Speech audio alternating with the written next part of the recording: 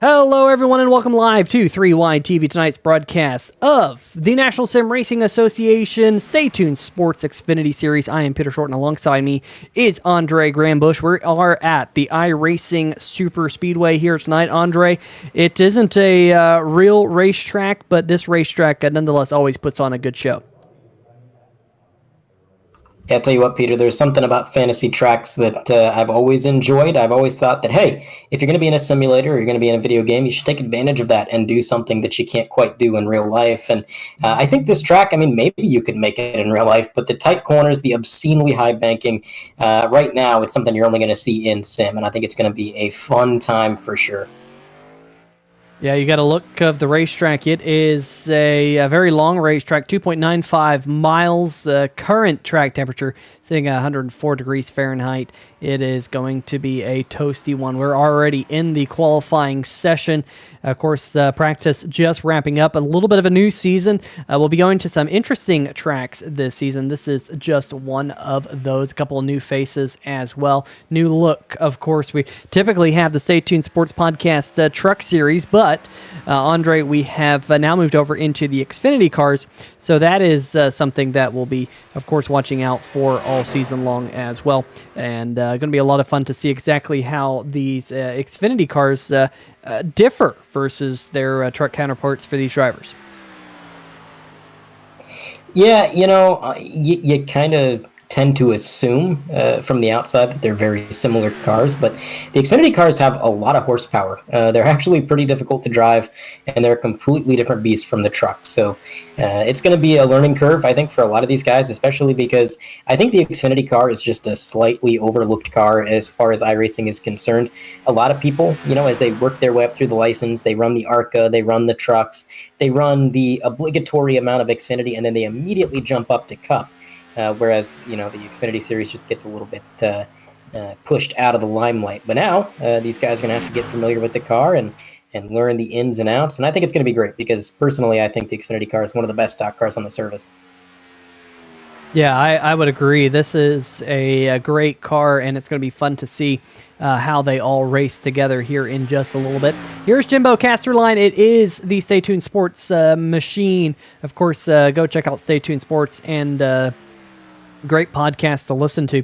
But like I said, a couple of new faces here this season. Let's see if we can bring up these different drivers. Here's William Ratcliffe, the number 95 new face to the National Sim Racing Association. Of course, he is out there on the race track right now. Nathan Estep in the number 55. There is Nathan going down the backstretch here in qualifying. Currently, Thad Miller just jump to the top of the board. There's the number 81 machine, at least number 81 on the side, number 13 on the scoring pylon. So we'll have to get that all sorted out as things typically sort themselves out after a race or two here in the series. Here's a good looking ride. That's the number 94, Christopher Pendel, also new to the National Sim Racing Association. Haven't seen him and that Ford Mustang before. A couple of course, faces returning to the series, like this one right here. That is Garrett Gleason. Of course, it is the iRacing Superspeedway 210 presented by Total Nonstop Racing. Garrett Gleason is the owner and administrator over there at the Total Nonstop Racing League. He's in the chat actually saying he wanted his money back because well, it took us a little bit to get live this evening, but we finally did. Garrett out there on the racetrack right now, calling his own number in the 7th position. Joshua Corner here in the number 16. Going to be interesting to see different paint schemes on some of these drivers here, Andre. Of course, some of these drivers will be translating the car that they had in the trucks over now into the Xfinity car, but nonetheless, it'll take us a little bit to get used to the paint schemes, but I love this time of the season, getting to see everyone's new hot ride. Yeah, definitely some new faces and new paint schemes, so it'll take us a little bit up in the booth to get used to it all, but definitely some good-looking cars, that's for sure, as Brent McKee is going to work his way down onto the apron, finishing his qualifying position, currently sitting 6th. Tom Lester rolls to a stop in 5th. We're getting close. We've got about 15 entrants, and 12 cars so far have posted a time, and, you know, not a whole lot of separation. The pole sitter as they run, Tellier, 47.36 to Chris Pendel with a 47.37, so 100th of a second is not much, and qualifying at these plate tracks is all about trying to carry as much momentum as you can, and I think that's a pretty straightforward concept at a track like Daytona or Talladega. You run the outside, you build up the momentum on the first lap, and then the second lap, you hug that yellow line, you get as close to it as you possibly can, but you take that same concept, you take it to iRacing Superspeedway, and suddenly it's a little bit more difficult because the banking and the jumping in and out of the corner as we go on board with Justin White, you're going to see just how much these cars get thrown around and the sheer amount of downforce that they are subjected to throughout the corner, the G's that they're subjected to. It's a little bit difficult to hit your marks at this track. It's not like Daytona or Talladega where you just guide the car down low. If you hit the yellow line just right, then you're doing something pretty well, and it takes a little bit of skill. So qualifying, it does conclude, and it looks like we're going to grid here on the front straightaway. And it is going to be... Oh, go ahead. I was going to say, take it away. All right, Mike Tellier on pole, just barely over Chris Pendel. Again, very close lap times. Adam Newton is going to be P3. That's a familiar name to the league. Thad Miller in 4th. Tom Lester is going to be on the inside of row 3 right next to Brent McKee. Rhyme not intended. Jim Casterline, Jimbo is going to be P7. William Ratcliffe, P8. Running at the top 10 is going to be Paul Bilson and Justin White. And then back behind them on row number 6, Joshua Corner in the number 16 machine. Garrett Gleason will be rolling off from 12th. Nathan Estep from 13th. Jason Shue back behind him. Jason will be rolling off from 14th. Vinny Valvano will be rounding out our field. TJ Elaine. I did talk to TJ prior to going live here. Unfortunately, TJ not able to start the race tonight, but so it looks like 15 starters will be here for us tonight on 3Y TV for the iRacing Superspeedway 210 presented by Total Nonstop Racing. Race number 1 of the National Sim Racing Association Xfinity Series, as it's taking a little bit for some of these drivers to go out there and grid. Just wonder if maybe some of them are changing their steering ratios. That is something that some of these drivers do. They turn down that steering ratio for qualifying just to get kind of the least amount of scrub on those tires. But let's see if we can bring up the race info. We brought it up just a little while ago at the top of the show, but we'll see how track conditions have changed here for the race. Conditions do change in between the sessions, and it looks like the track temperature now at 120 degrees Fahrenheit, and still sitting at an ambient temperature of 79 degrees. So that racetrack will be pretty hot as it bakes in the sun. I'm not exactly sure where iRacing Superspeedway is supposed to be on the globe, what part of the country. Presumably it's supposed to be in the United States. One might think maybe Georgia. because of the fact, Andre, that this used to be Coca-Cola Superspeedway, and Coca-Cola coming from that neck of the woods. Some people might say it's in North Carolina, mainly because, well, that's where, that's kind of the home place of NASCAR. And also that's, I think, where iRacing is based. Or no, they're up in, I think, Connecticut. So I don't know where iRacing Superspeedway is supposed to be. So, but it's a fictitious racetrack, but the racing is not fictitious. Well, I guess it kind of is fictitious, but someone wants to win. That's a true fact. And we'll get these virtual race cars out there rolling up at speed here in about a half of a lap right now, because the pace car lights are off and we only do one pace lap here. It's a very long pace lap, so of course we don't need too many of them here at iRacing Superspeedway. And, if this was an EA Sports fantasy track, I might be able to tell you a thing or two about where it's supposed to be located on the globe. I'm like a walking encyclopedia for those games, but originally coming from NR 2003 as Coca-Cola Superspeedway, I don't know a lot about the Papyrus games. I do know that they didn't tend to do fantasy tracks very often. Coca-Cola Superspeedway really was their only foray into that. But in the meantime, Pace Car is going to pull down that very wide pit road, maybe the widest pit road on all of iRacing. And the green flag is going to wave, and these drivers are going to have to sort out 70 laps at one of the most incredible locations on the service. They're going to stay too wide going into turn one. Yeah, good start by the whole field as they head off towards turn number one. Mike, oh no, we do have a car around in the back of the field. Not 100% sure who that might have been. Let's see, it looks like it might have been Nathan Estep who may have been involved. And just like that, we get our first 3-wide TV replay of the season. Let's see how this is already in the mix. And looks like the number 95 William Ratcliffe turned around. Looks like, unfortunately, the number 28 machine right there of Justin White heavily involved. Let's see if we can back this one up maybe a little bit further and see if we can sort out what might have happened from the 3-wide TV blimp cam on the restart or the race start. Everyone's all rolling nice and clean at this point. And we're looking right now at William Ratcliffe. Car right to the inside of him's the Tide Ride. I think that, of course, the grandstand's in the way. Still not seeing anything. Of course, we're in 3-wide TV slow-mo, trying to get a good view of seeing what happened here. I guess we can, I guess we'll play it here a little bit. Keep your eyes, and the 95 comes down. It looks like just absolutely hooks the Tide Ride up into the wall. Nowhere for, unfortunately, Justin White to go. And just like that, caution flag number 1 out on the season. I'm sure a couple of these drivers will be a little bit disappointed that they didn't even really make it towards turn number 1 before that happened. But just trying to see out there, see if we can maybe get one more replay here. I think that might have been, trying to figure out who that other car involved may have been in the Tide Ride. It looks like it had, just trying to see on my end who that was, because I'm not seeing anyone.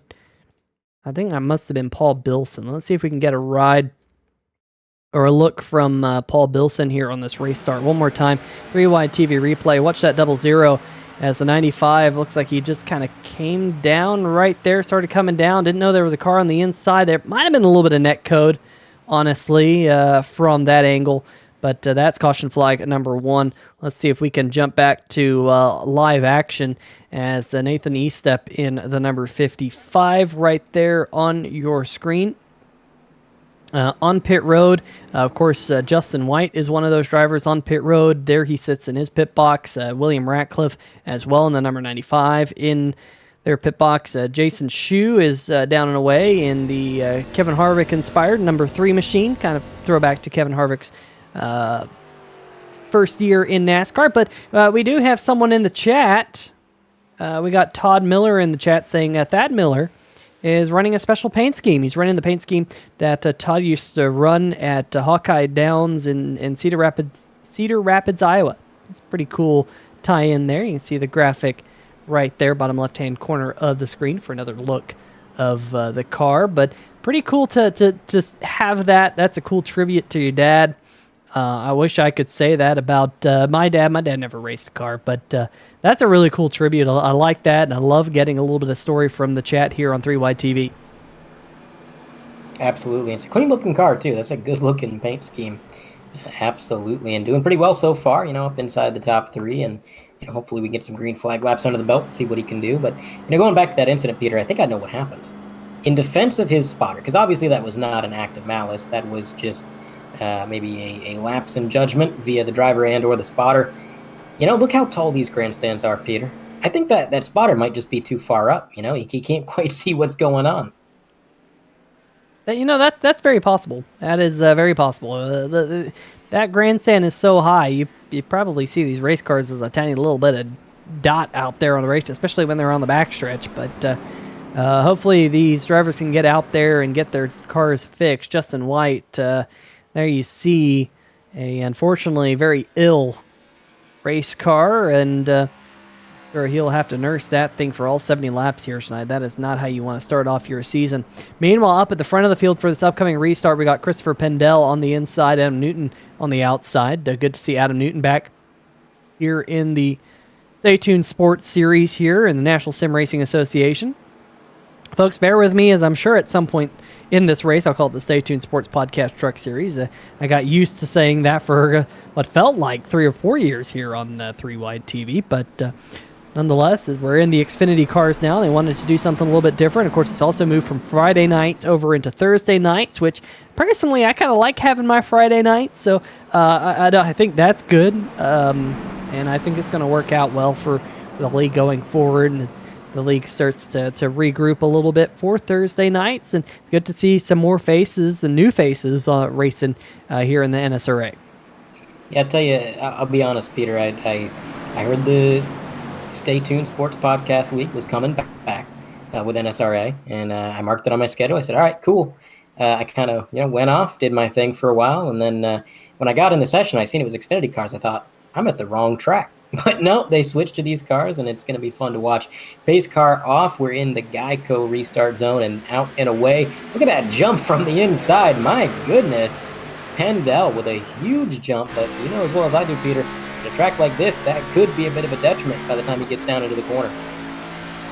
Yeah, you're looking out back of Adam Newton, and then now looking out front of the number 4 machine as he starts to run down the 94. I do want to do a little bit of housekeeping, because another thing that I'm going to have to get used to is that we also have a sponsor.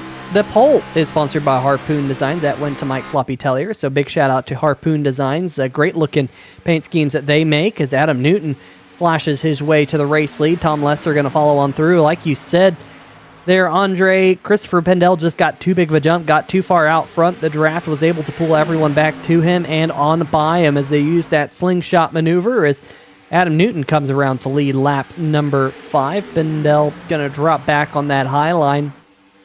But everyone kind of sorting themselves out much cleaner as we get our first green flag lap in here tonight. Yeah, Pendel got kind of freight trained up on the high side. Everybody was running down low, and we had a draft partner that cost him a few positions, now down into 5th. But up front, Adam Newton is going to lead the way in that number 4, which is also going to be a little bit confusing for me to say. Used to him being in the 29, I believe. And then Fred Lester in the 48 pushing him up single file all the way until you get to Pendel, who, for whatever reason, seems to be very dedicated to that high line. He goes there every corner. I don't know if that car is just missing the mark and not getting down low, but it's costing him some time. Here comes the double O involved in that lap 1 incident. He's going to try to lend a little bit of draft help to the 94, maybe get something moving up on that high line. And, you got some good cars behind him as well. Vinny Valvano did pretty well back when this was the Truck Series. In contact, Bilson into the 7. That's going to be Gleason. And they're able to keep it going in the right direction. But I gotta point out, ladies and gentlemen, this track is unrestricted. So these cars are going at a much higher rate of speed than most super speedways. So little bits of contact like that. You can see right there, 237 miles an hour.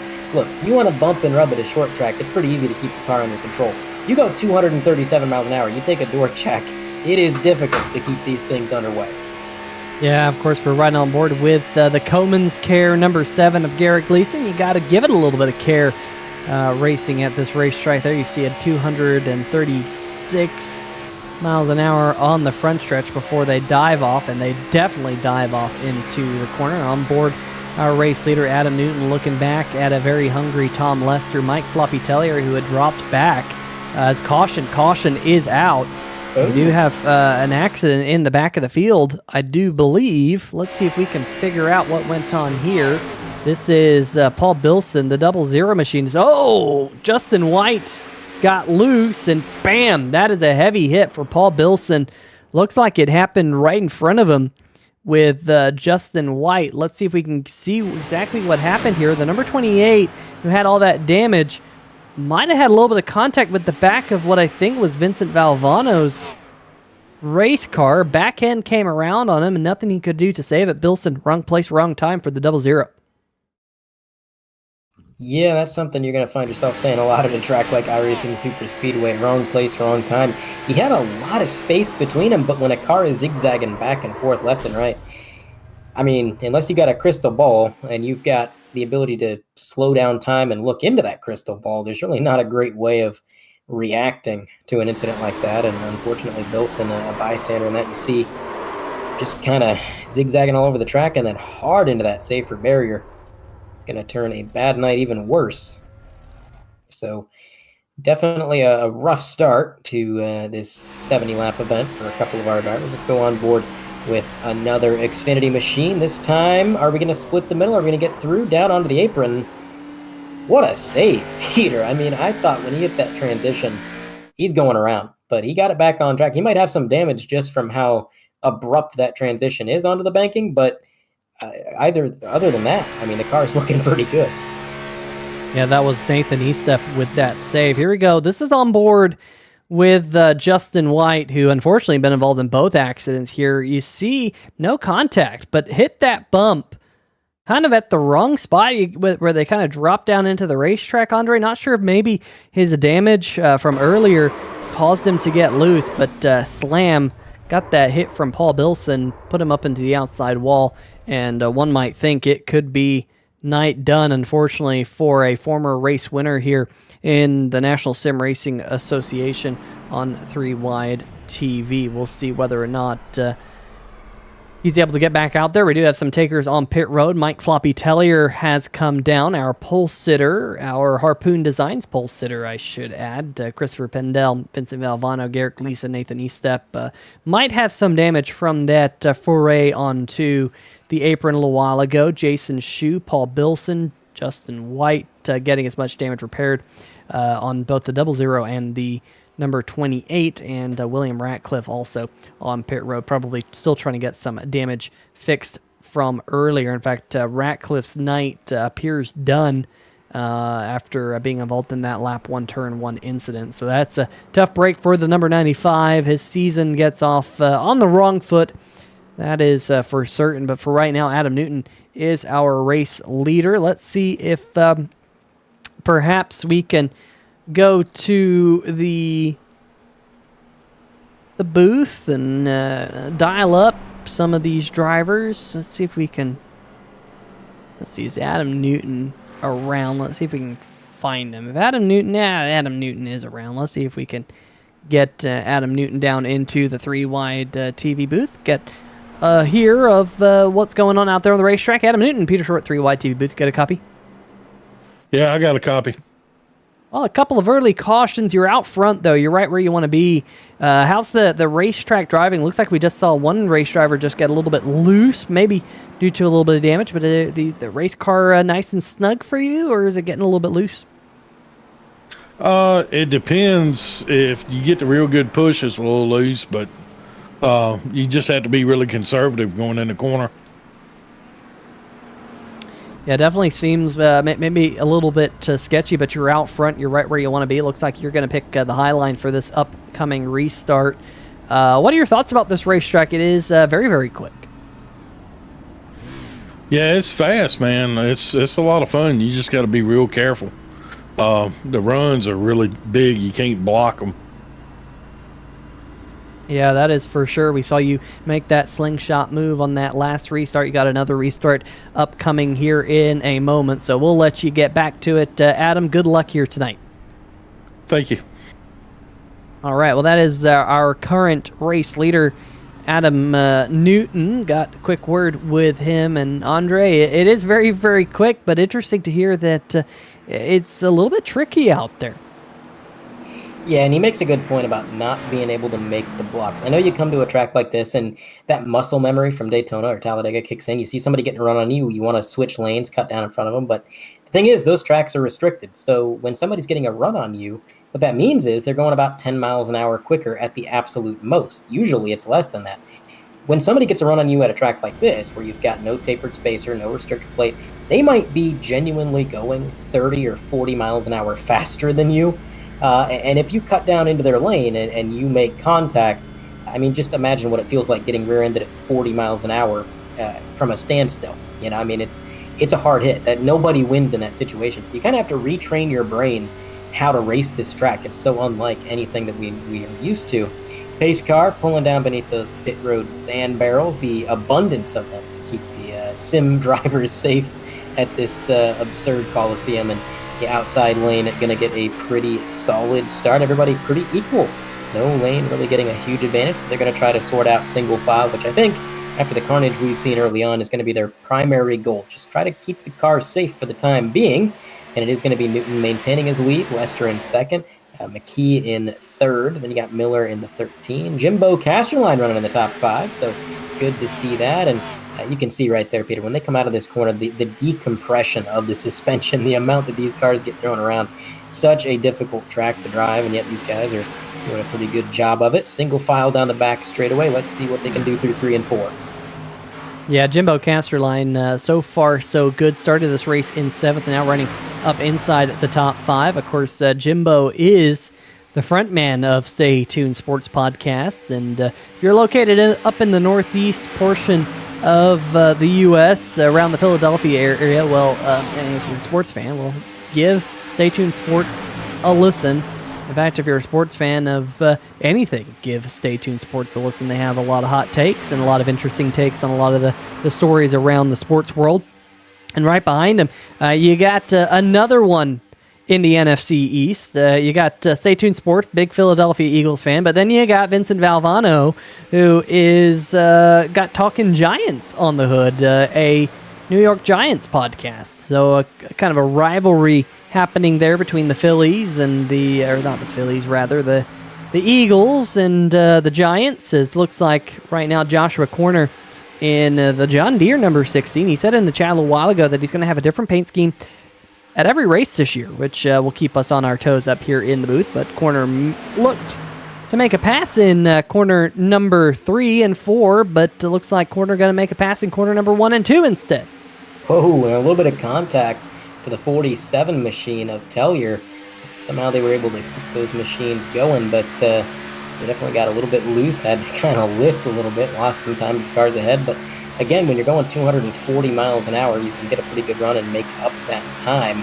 And look at this run. I mean, that's what I'm talking about, the difference in speed. When you get that draft, he's going to just sling that thing out to the high side, try to maintain the run, and luckily, he's got Corner behind him, giving him a little bit of draft. That might help, and he's going to be able to maintain his position over Casterline, but it looks like he's going to have a little bit of a tougher time getting around that number 13. Let's see what he can do up on that high side. iRacing Superspeedway, it's a track where you can pretty much run anywhere if you have the draft help, but the third caution does fly here on lap 15. Looks like number 3 of Jason Shu is around with heavy front end damage. I did see another car involved as well, so we'll take a look at the through-wide TV replay.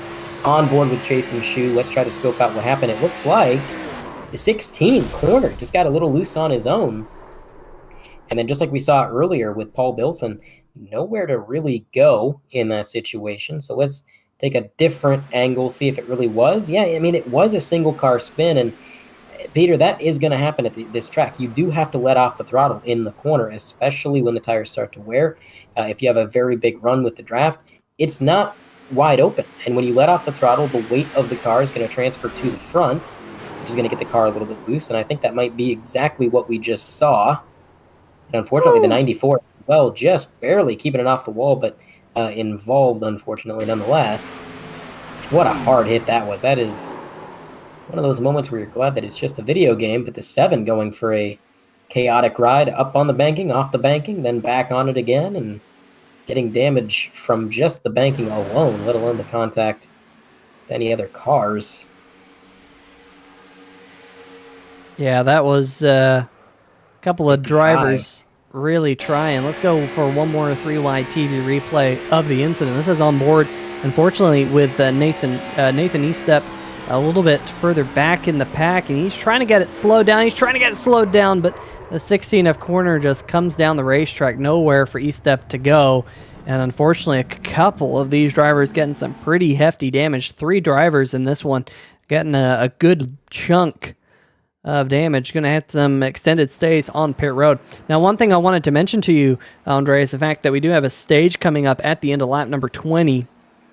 What I don't know is whether or not this will count as the stage caution or not. It might count as the stage caution. I believe they're running with stage cautions this season, just a single one coming at the end of lap number 20. But at least for Adam Newton, Andre, that last restart did a fantastic job of not getting too far out front. We saw that with Christopher Pendel earlier when he got too far out front. The whole field kind of passed him by, but Adam Newton was able to maintain that. Expect to kind of see the same thing on this restart. And that's exactly it. You don't want to get too far out front, and so far Newton's done a good job of just maintaining the gap, right? You want to stay about 2/10, 3/10 ahead of the guy behind, and if you can do that, you have a good chance of maintaining that lead, not letting them get a huge run.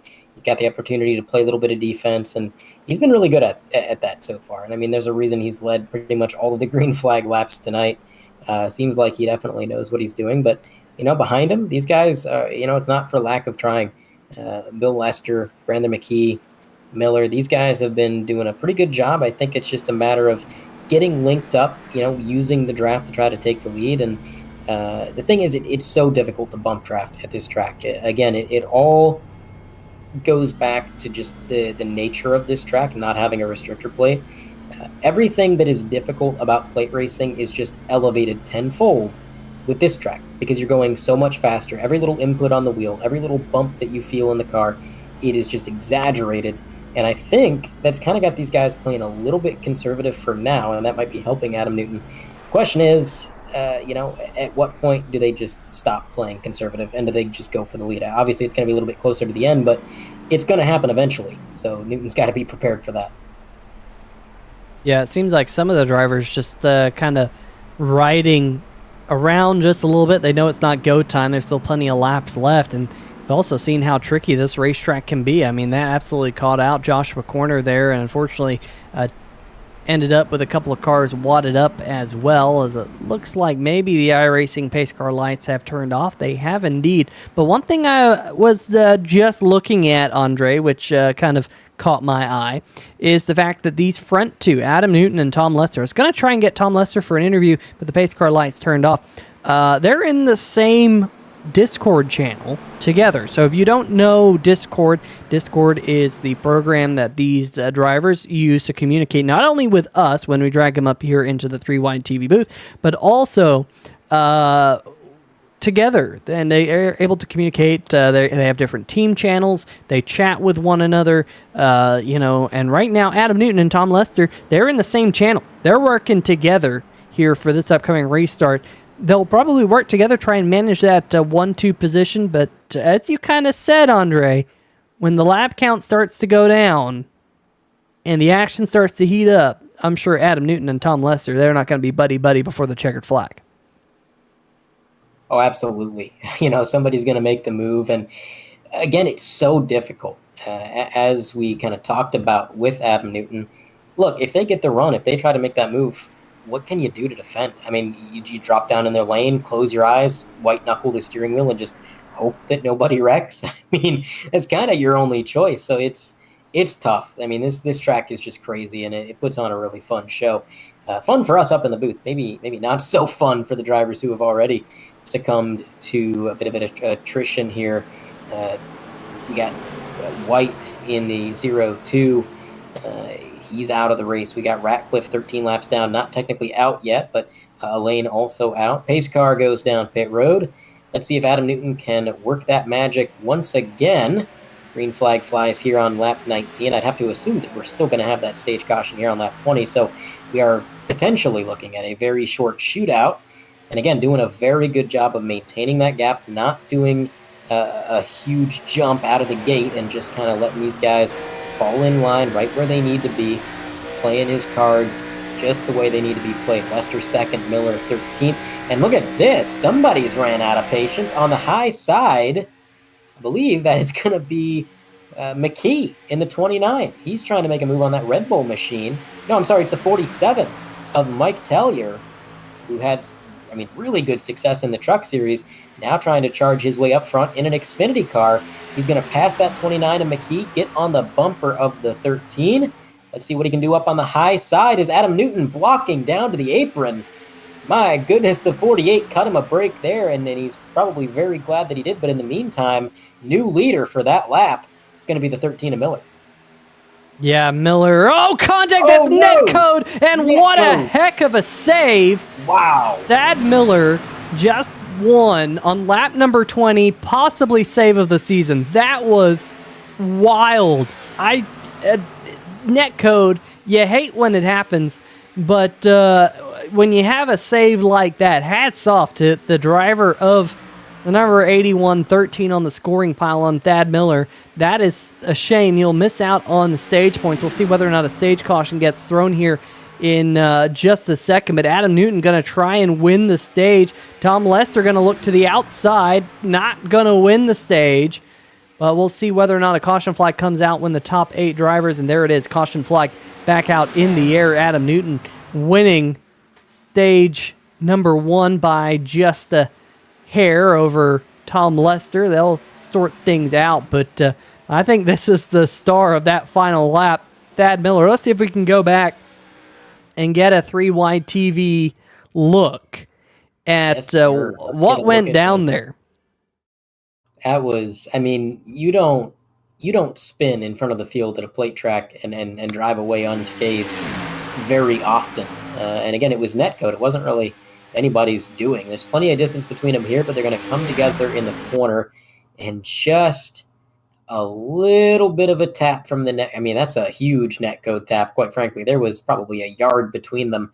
But look at this. He's got the 48 passing just beneath the 29 as well. A little bit of contact with the 29, but even still gets that thing straightened out, gets back up on the loud pedal, and he falls back in line. He barely lost.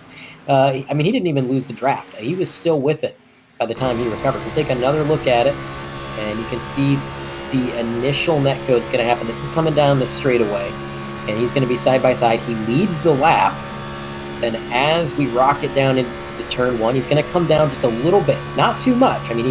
He had room. What he did was fair, but iRacing just said, nope, a little bit of net code, and Peter, he barely turned that wheel. He barely even turned. I was thinking the same thing. I was expecting those hands to go absolutely crazy, but, just kind of was gentle with it, and it came right back to him. Very, very impressive there. Good driving by Thad Miller in that number 81 ride. Looks like a little bit of left front damage from the contact with the 29 of Brent McKee, but hopefully Thad can get that all repaired. We'll see whether or not Thad comes down pit road. Yet to pit here tonight. A couple of drivers like Mike Floppy Tellier have come down 3 times. Not sure why Floppy's come down 3 times. You'll make that 4 times. I guess they have unlimited sets of tires on pit road or something. But Mike's going to come down, as will most of the field. We'll see if we can get a quick word with Thad Miller. Not sure if Thad is actually in the Discord. Doesn't look like it. So it doesn't look like we'll be able to get a word with Thad Miller. I wanted to hear his thoughts on that huge save there in turn number 1 and 2. I'm sure he's a bit bummed because he missed out on stage points, but he's got a race car that's in one piece, and a couple of other drivers in the field can't really say that as Adam Newton hits his pit box. Doesn't hit his pit box. He didn't hit it. He pounded it straight through to the 94's pit box, and had to. That wasn't a quick blip into reverse. He missed it entirely. And I'm not sure if that was just coming in a little bit hot. I know that pit road speed at this track is, I believe it's above 100 miles an hour or close to it. So if you're used to coming towards your box at 60, 55 mile an hour, and well, now we're doubling it, that's definitely going to be a bit of a change up. That might be what got him there. But look at this, Mike Tellier. I don't know if he took 2 tires or what the strategy was there, but he's out and away far ahead of anybody else. He's going to assume the restart lead. That's got to be a strategy call, would it not?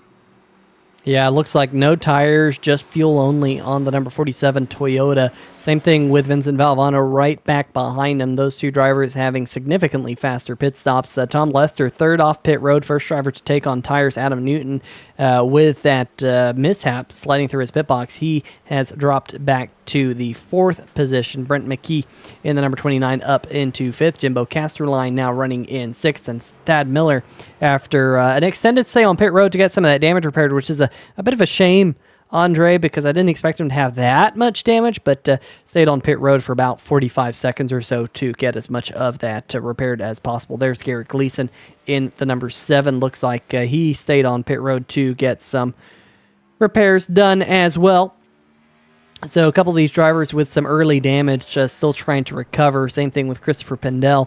Nathan Estep, unfortunately, taking the number 55, it appears, to the garage here tonight. Same with Joshua Corner and Jason Shue. So those drivers will go no further. We only got 9 running, unfortunately, at the conclusion of lap number 23 here tonight. Going to go check out the 3-Wide TV chat. We got Maggie Schwab in here tonight. Maggie, hello, saying let's go Paul Bilson. Unfortunately, Paul appears to be fixing damage on the 00. We'll see whether or not Paul makes his way back out onto the racetrack a little while ago. Got Fuzzy Frog in here saying no fast repairs tonight. Just took out the field.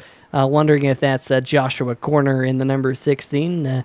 If it is, Josh, tough break for you. I'm sure we'll see you again on the racetrack next week, where we go to Kentucky Speedway on August 10th, 2023. Love Kentucky Speedway. Definitely going to be a fun one. 135 laps and only one stage. Coming on lap number 35 is going to be day. You don't often see many day races at Kentucky Speedway, so that's going to add to the mix, and it's going to be slip-slidey. Going to be a lot of fun right here on 3-Wide TV. Field is doubled up for the upcoming restart. One thing to note, Andre, is Mike Floppy Tellier, while I was looking away and looking at some logistical stuff, he came back down pit road. Same thing with Vincent Valvano. They added a little bit more fuel into the fuel tank. So I just wonder if they're close on fuel to making it the rest of the way, or maybe making only one more pit stop or something like that. But kind of a bit surprising that they're going to work their way up from the back, but they'll have some fun slicing and dicing their way through. Tellier is one to slice and dice his way, that's for sure. Yeah, I'm not super well versed on the fuel mileage here at iRacing Superspeedway, but with just over 55 laps to go, I know that 55 laps is about a run at Daytona, so who knows? Maybe they are close, but green flag out, and for the first time all night, the number 4 is going to falter on a restart. He's going to give it up to the 48, and it looks like Lester is going to assume that race lead up on the high side.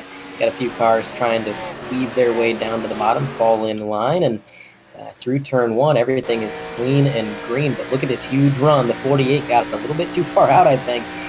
Adam Newton maybe drugged the brake a little bit on that corner entry, gave himself some distance, and here he comes. Is he going to take the outside? Is he going to take the inside? Or is he just going to head off the throttle and let it be? He may just be falling in line here. He's got McKee right behind. Jimbo Casterline still inside the top 5. The number 18 machine, he actually gained a position on that restart on the outside and made a pass, dropped back down low. He is within the lead pack draft here, so good run so far tonight for that number 18, keeping it out of trouble. And I'm going to knock on wood. I don't want to give him the commentator's curse. I feel like of all the drivers in this league, Jimbo has probably been on the receiving end of the most commentator's curses, so we'll just hope that doesn't happen. Yeah, it seems like every time we last season talked good about Jimbo Casterline, something inevitably happened. Here is Mike Tellier. We talked about how he likes to slice and dice his way up to the front, just whipped around the outside of Thad Miller. We'll find out here, Andre, I think pretty quickly, whether or not Thad has any significant damage after that contact just a little while ago with the number 29. Doesn't seem to be affecting Brent McKee as we look at the Red Bull machine currently riding in third. McKee's kind of been a little bit quiet here in the opening few laps, but that's probably a good thing because it looks like he's got all 4 corners on his Toyota nice and clean. Might have had a peek to the inside of Adam Newton and down the front stretch, but thinks better of it for now. But I want to mention, McKee's kind of in that awkward spot, Andre. We've talked about how Tom Lester and Adam Newton in front of him are actually in the same Discord channel. It appears like they're working together here tonight. Well, if you're the number 29, you're the first lone man out. So that's a difficult situation. You have to kind of get someone like Mike Floppy Tellier, who's looking to the high side, to try and go with you. And Tellier, sure enough, is going to get to the back bumper of the number 29 and McKee as they work their way through turn number 3 and 4. We did see a lead change with that high lane before things went awry as something happened in the back. Something did. Pendel and Gleason have made contact and caution flag in the air. Gleason, being something of a punching bag tonight, he's been involved in a few incidents. Take a look at the 3-wide TV replay. Let's try to scope out Oh, no, Jimbo. Oh, my goodness. What did we say, Andre? We should have just kept our mouths shut. We should have, but also, that 13 car, that has got to be a record for most rotations in a single incident. I mean, look at this. Oof. The frame rate on my end can't even keep up with how fast he was spinning. Yeah, that car is just, it's toast. Yeah, that is a tough break for Thad Miller, whose night appears to be done. Let's see if we can go on board with Thad. Just get sent up into the wall, and folks, hope you don't get motion sickness, because that was spinning like a top for a driver who was putting together a pretty solid night there. Let's go see what happened here to Garrett Gleason, the number 7 Comans Care thing. He got underneath one car and then tried to save it, and then, got a little bit of a piece of it right there at the end from, I think, Christopher Pendel. Let's see if we can get another look, maybe from Pendel's point of view, as goes underneath one car, then gets into the spinning number 18 of Jimbo Casterline, and then, gets Gleason right there at the end. Not a whole lot these folks can do. It's difficult here to get these things wound up. They had the Superspeedway package brakes, and they're going so fast, Andre, that those types of things happen. Hopefully we can get a couple of these drivers, get some of that damage fixed. As I say that, looks like we got Garrett Gleason on pit road right now. Now, this is a benefit to this track. It is a very, very long track, so the pace laps take a while. And in addition, it's a small field, so there's really no reason not to come down pit road, get this thing as fixed up as you possibly can get it, and you're not really running any risk of going a lap down or anything of that sort. So luckily, he can maybe try to get a little bit of it fixed, but he doesn't seem to be. He's actually going to leave his pit stall pretty early with some rear end damage still visible. I don't know, maybe he wants that rear spoiler up in the air a little bit. We'll have to wait and see. But either way, they can get it fixed up. It is a shame for a lot of the drivers involved. The 7 especially, he was so close to just narrowly escaping yet another incident. But, looking through this running order, Peter, there's not a whole lot of cars that have not been involved in something or another. There's the 00 of Paul Bilson. He's 19 laps down, but the car's looking pretty fresh. And I'll tell you what, now that he's back out on track, okay, maybe not as fresh as I thought, but now that he's on track, there's a lot of cars that probably won't be getting back out on the blacktop, and he can salvage some points here if he just finishes the event, which is what he's probably trying to do. Yeah, we did have a Paul Bilson fan in the chat, Maggie Schwab, so Paul out there to hopefully pick up some points if he can pass a couple of drivers. I think he's already passed Justin White, so that's a few extra points to his tally. In about 6 laps, he will be able to get past Jason Shue and Joshua Corner. And then after that, William Ratcliffe is also back out on the racetrack in the number 95. So we didn't highlight that, but Ratcliffe has actually been out there for, I guess, a while. He's completing lap number 18 right now as your race leaders are completing lap number 29. So do the math, he's 11 laps down. Of course, we do have some lucky dogs to give out here. That will help some of these drivers. And I think William Ratcliffe is racing with Nathan Eastep. Believe it or not, that's a battle for position between the number 55 and the number 95. So might not be on the lead lap, but battling for position nonetheless. And it might work out at the end of the night that might be an all-important position. Christopher Pendel in his pit box. Looks like that could be night done for him. Vincent Valvano in the number 64 also getting some extra work done on his car, sitting 2 laps down as they run. Thad Miller, I just don't know if that number 81 will work his way back out onto the racing surface anytime soon, with the fact that we saw him spinning like a top, and of course we saw Jimbo Casterline right there in the number 18 with some pretty significant hits as well. So tough break for those drivers, but out there on the racetrack, it looks like we got 1, 2, 3, 4, 5, 6. Can't quite count them on one hand. Have to use my big toe to get the 6th car in there, but for right now, 6 cars, only 5 of which are on the lead lap. I think we got Garrett Gleason. Garrett, there's Garrett. Garrett's the 5th car on the lead lap. Looks like he's running behind the number 47 of Mike Floppy Tellier. But if you could sound the lead lap, Andre, it looks like you're guaranteed a top 5 at this moment in time, as the green flag will be coming out here momentarily as we end caution flag number 5. It's looking a little bit like the end of Talladega Nights, where it was just the 3 cars racing. We're getting there surely but slowly. And it looks like that 29 machine, McKee, in that Red Bull machine, is actually going to get a little bit of wheel spin. The 48 up top, getting a good start. He's got the 00 behind him, but I'm not sure how much help that 00 is going to be. Quite a bit of damage. I'm not sure he's going to be able to pull up to that bumper and do a whole lot of pushing. But I'll tell you what, that 48, Lester does not need it. He's able to get out to the lead while the 00 is going to fade back into 4th. They're going to single file out and hopefully have some clean racing. Is down onto the apron. Shades of Brian Vickers. Here comes that 29. He's going to try to take it. Yeah, drop down to the inside of the racetrack, able to kind of pry open the door on Tom Lester, but Lester's got that help from the number 4 of Adam Newton. We've seen them working together, and here comes the 00. Look at the 00 trying to mix things up. Many laps down. There's contact with the wall. Adam Newton smacks the wall off the corner. 3 wide coming out of turn number 4 with a lapped car. I'm not sure the leaders will be all too thankful that the 00 machine is trying to split them. That's Paul Billson. And at least for now, he's got one of his laps back the hard way, getting out in front. But Brent McKee, the number 29, is our race leader. Mike Tellier slicing and dicing once again. He's up into 2nd, as McKee going to put the 00 a lap down again as they head off towards turn number 3. But I mean, we're not even to the halfway mark. We'll see cross flags here in about 3 laps from now, Andre, and it already seems like action may be heating up after that last restart.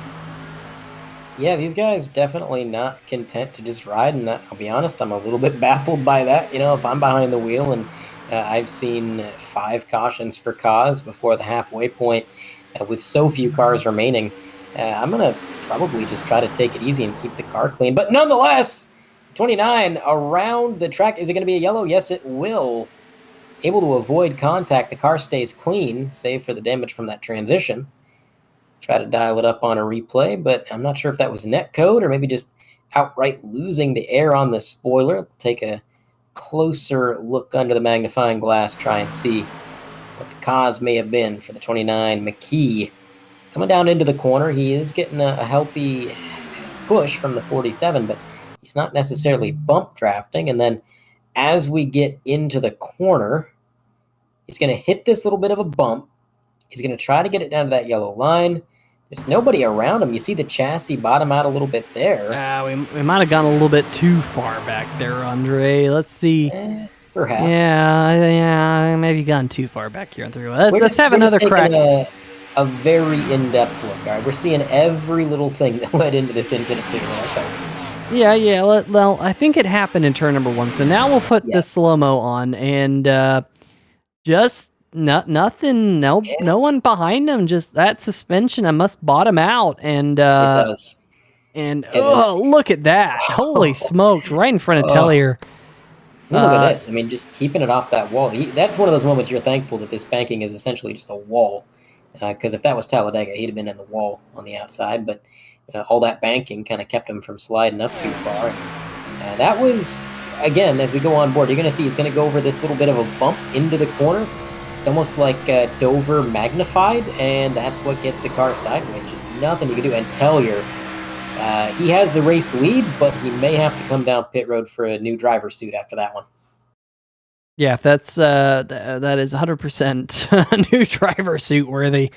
After let's go on board with McKee as well, and let's watch the handwork here as he goes off into turn number 1 and tries to catch it, but that inside apron there is so sharp because the banking here is so high that it just shot him back up the racetrack. Luckily, not hitting the outside wall and able to kind of point it back in the right direction. Goes around, and one of the more benign cautions that we've had here tonight, with likely the only other benign caution being the one that came out for the stage. But we are going to see cross flags this time, whole field on pit road for right now.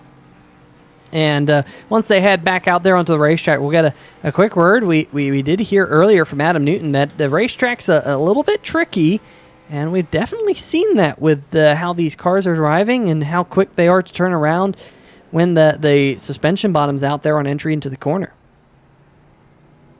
Yeah, it's very tough, and when you're building the setup, it's almost like there's no setting option in iRacing that's built to accommodate the amount of G-forces your car is undergoing. But there they go, out and away. So if you were planning on lining up in an interview, I'd say now's the time. Now let's see if we can get a quick word from the driver that hails from Sarnia, Ontario, Mr. Mike Floppy Tellier. Mike, Peter Short, 3 Wide TV booth. You got a copy? Hey, Peter. How's it going, buddy? It's going pretty good. Hopefully, you have some poutine and some Timmy's coffee alongside you here as we're under caution. But it's seemed really tricky out there. You seem to be favoring the high line, maybe because it's a little bit less tricky, and that seems to be working for that number 47. Yeah, there's a huge bump entering the corners on the bottom, so you have to lift. Otherwise, your car bottoms out huge. And as you've noticed, a bunch of guys have looped it. So, just trying to save my car from hitting the ground and using the high line to kind of lessen the jump per se going down into the corners. Well, I think that's pretty wise that you've done that. But we've seen you kind of race from the back to the front a couple of times here on these restarts. You having fun out there? Oh, I'm loving it. I'm loving it. Well, always good to hear how you're doing up there in Ontario, Mike. But I'm gonna say we got a restart upcoming here. Keep that number 47 nice and clean, and hopefully we'll see you at the end. Yeah. We got a plan going, so it's all about executing, and hopefully we talk to you here in 35 laps. Yeah, cross flags that last time by. We'll let Mike head back to his TNR crew. Of course, tonight's race is sponsored by Total Nonstop Racing, so a big shout out to them. Tom Lester will be our race leader for this upcoming restart. Andre and the number 48. We've seen that 48 be nice and fast here tonight, along with Adam Newton and the number 4 machine, a couple of cars back. But you're looking at all the cars on the lead lap. Christopher Pendel in the number 94, I think, might be getting a wave around right now, which is a tough break for Vincent Valvano and a couple of the other drivers who were racing him for that lucky dog position. But Christopher Pendel gets himself one of his laps back, currently only sitting 6 laps down. Hopefully we don't have 6 cautions in the back half of the race, but if you kind of followed the math, Andre, it very well could be like Christopher Pendel gets on the lead lap, but only time will tell.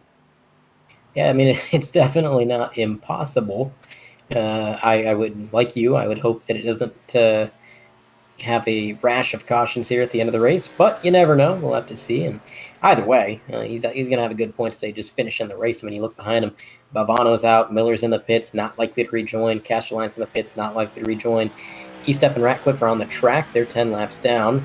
Then you got Bilson 18 laps down on the track, but then Corner, Shu, White, Lane, all those drivers out of the race, or at least unlikely to rejoin, respectively. So, you're getting a good top 10, possibly top 5 finish just for finishing the race, but looks like they are going to get down into the corner. 48 doing a great job running that bottom, but a slingshot maneuver from the 47, Mike Floppy Tellier, It's going to be the leader, at least for the moment. He's got the advantage down into turn 3. The draft should side with the bottom, and as well as it being the shortest way around the track, you'd think Lester's going to take the lead back, and he does. He's got Newton right behind him in that number 4, and then here comes the 29, who, again, we just saw spinning across the track, able to avoid damage. He's still in the running for the lead. Going to try to get a little bit of a side draft off of the third-place runner, Tellier, and then take that position for himself. Meanwhile, on the high line, you got another lane forming. The 47 trying to work with the number 7, and looks like another car back there that I couldn't quite make out. I believe it was the 55. They're going to single file out down the back straightaway and maybe calm down for at least just a moment. Yeah, things calming down, but as I say that, here comes East Step looking to the high side. Nathan sitting in the 7th position right now, about 10 laps off the lead, but nonetheless still trying to have some fun out there as these drivers try and do. But Andre, I'm just curious to keep my eye on whether or not some of these drivers start to work their way up the racetrack. They've seen all these accidents happen, and even kind of unprovoked accidents happen. I mean, we saw that a little while ago with the number 29 when he just kind of spun around all by himself. Just will these drivers start to work their way up the racetrack? Maybe that low line you can run on fresh tires, but as the tires wear, maybe you want to move up the racetrack just a little bit. We highlighted earlier, of course, the current weather conditions. Let's take a peek at those. Racetrack has actually cooled off a little bit since the drop of the green flag, down to 109 degrees Fahrenheit as a cloud goes over the racetrack. You saw it just drop from 110 to 109. That's the bottom number there on the bottom right-hand corner of your screen.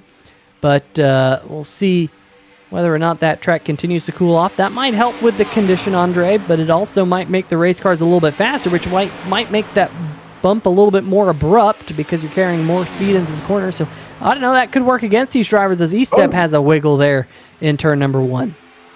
Yeah, that was a huge wiggle out of the straightaway into the corner. He was able to keep it going, but man, oh man, that's a scary moment, as we've seen a lot of drivers succumb to that transition into the banking and spin right around, but he was able to keep that car okay. And looks like that number 7, I think that damage that he didn't get fully repaired is just dragging him back. You can see he's starting to fall out of the draft a little ways. He's trying to stay behind him, but the car not doing what he wants it to do. Meanwhile, for the lead up front, these guys still right close. Again, 48 and the 4 in the same Discord, so I don't really expect them to battle too much for the lead, but then you got some wild cards behind them.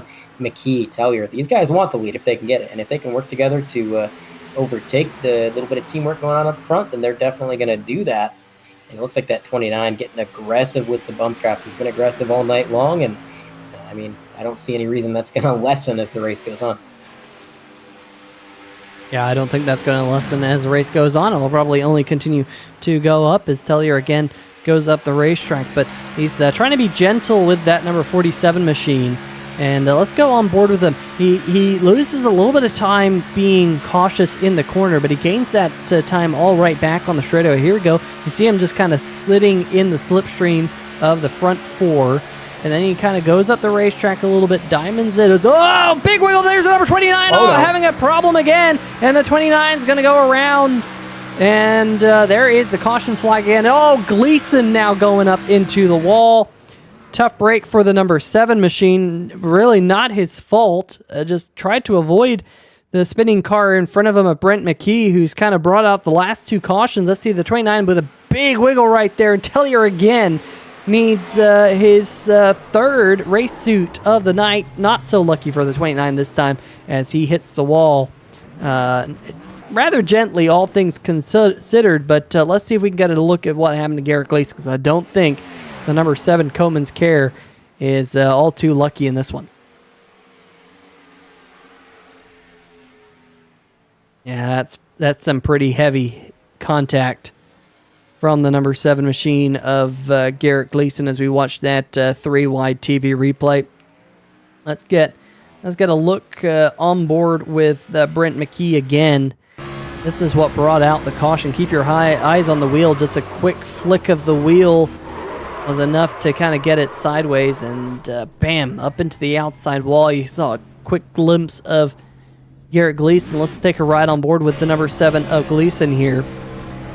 Goes off into the corner. The 29 comes up the racetrack and Gleason, I think, got on the brakes. Back end comes out, and ouch. That's, well, I think the Comans Care number 7 is going to be in need of some care under this caution flag. Let's see if we can go back live and get some scenes. As you see, Garrett's still out there on the racetrack, missing the rear end.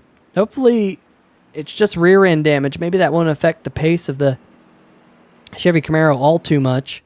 McKee in the number 29 doesn't appear to have all too much damage from that caution. But race leader Tom Lester coming on pit road, Adam Newton, Mike Tellier. I think we're down to really just 2 cars without damage. I think Tom Lester and, oh, the number 55. Holy smokes, the number 55 there in the background of William Ratcliffe almost flipped it coming onto pit road. I think might have hit those barrels that Andre was talking about a little while ago. Let's see what happened here. Coming down. And those barrels right there, just that wall came out and grabbed him. And, yeah, that William Ratcliffe picking up some more right side damage.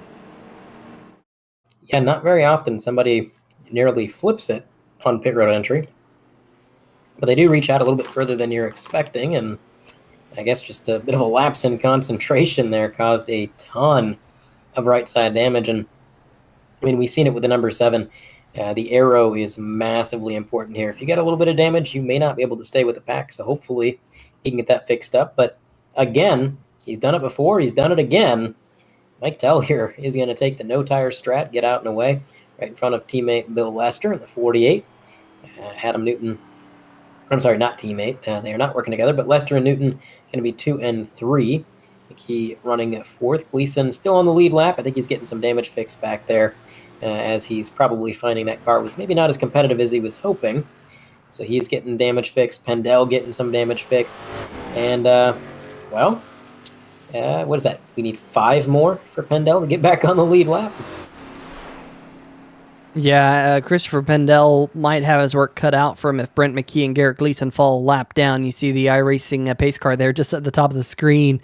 And Gleason and McKee both sitting in their pit box as McKee starting to roll in the number 29 Red Bull Toyota Supra.